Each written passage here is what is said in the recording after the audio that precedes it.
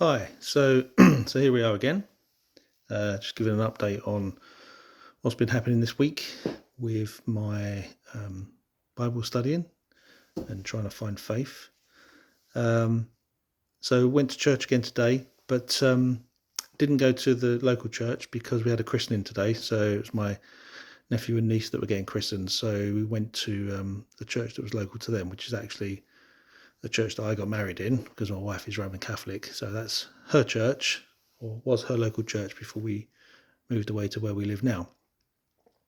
It's a Catholic church, and it was interesting because I was having started to understand a few things now about faith or about the Bible. Although I must say I haven't actually started reading the gospel, not the gospel, sorry, the scriptures yet. I'm just really still at the beginning of the ESV Bible. Understanding the background and the things that they've done and the words that they've used and stuff, which I'll come to in a second, because there's quite a lot I want to update in this video. So it was a Catholic church. So it was interesting for me. I was kind of observing really to see what they were doing, the words that were being used, the kind of rituals that they were performing. And I started to notice some of the words, some of the things that were being used. So that was quite interesting. And there was some readings from the Bible as well. So that was interesting to listen to, and the stories, because I'm trying to, that's what I'm trying to do. I'm trying to study the Bible. So that was good. So like I said, I haven't started reading the scriptures yet. I'm just at the beginning of the book, the study stuff. But one of the things it mentions in the beginning is that there was a word used, or there is a word used, words used, I should say, words used by members of the Church of Scotland when they're handing the Bible to a new monarch during the British coronation service. And they refer to the Bible as an inestimable treasure. So I thought that was interesting. So I looked a little bit deeper into that because I didn't really understand what the word inestimable meant. And essentially what it's saying is that it's the most valuable thing on earth. So the Bible is the most valuable thing on earth. Well, that kind of makes sense, I guess, because it's the word of God, right? So there can be nothing more valuable than that. The word of God is the most valuable thing on this planet. So that was interesting. So I understood that. And then the ESV Bible, which is the Bible that I have, it talks and explains that some of the words, some of the original words that were in Hebrew and Greek had to be translated into English.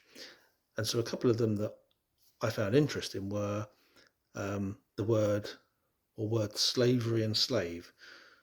So the ancient practice of that doesn't correspond to the modern world.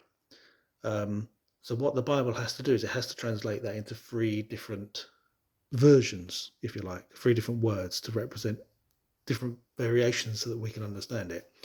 So one of those is the word slave, which is, more akin to how we, I guess, in the modern world see slavery, which is absolute ownership.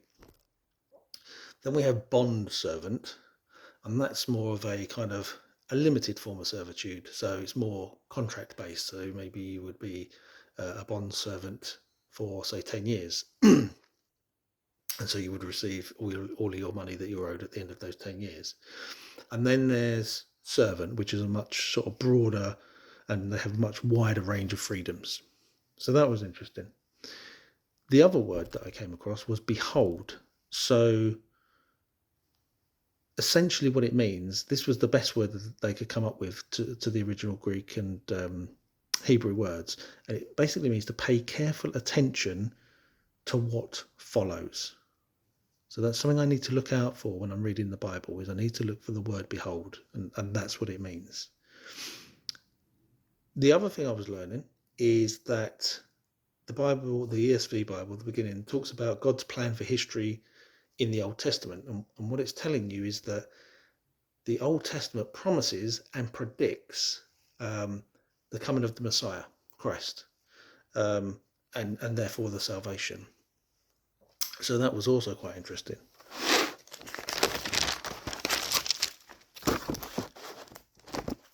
So to help me, understand what I need to do with the Bible, how I need to study it, some tips and techniques, started having a look at some YouTube videos, and I'll probably post links to these in somewhere down below, because I found them really, really useful being a beginner. So I came across this beginner's guide, which taught me, considering I know nothing about the Bible, right?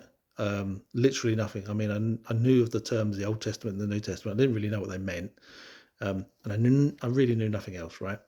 And so I learnt from this that the Bible is made up of various different books. Okay, and I didn't just get that from that YouTube video. I kind of learnt that by reading the beginning of the ESV Bible, but it also, this YouTube channel talked about sort of grouping those books up. So you kind of had things like grouping a set of books up so that they were considered the law. Another grouping would be the historical books. Another would be poetry and wisdom books.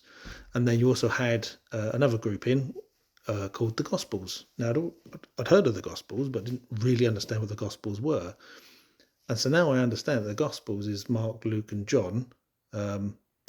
Matthew, Mark, Luke, and John, sorry, which are the four disciples of Jesus. I may have got that wrong. There may have been others, I'm not really sure. But, that's how I understand it at this point in time, based on the knowledge that I'm reading. And so they are grouped together as the Gospels. Then you have another set, which are called the letters, which were the letters that Paul wrote.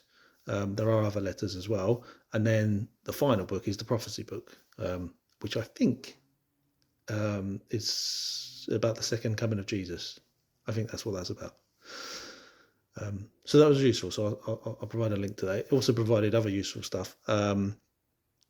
It provided me how to study the Bible. Okay, so rather than just diving headlong into it, how to study, what to look out for. All right, because I didn't really know what I was going to be looking out for, but it taught me very simply something called observation, which is what do I see, and it gave some interesting support and help around that. The application, so how do I apply this to my life, and it gave some interesting acronyms to use to help you understand the application and to read the application into the Bible phrases. So that was really useful. I've also done some research. I think this was a web page, and I'll put the link below, about a reading plan for the Bible. So I was just going to start at the beginning and read all the way to the end.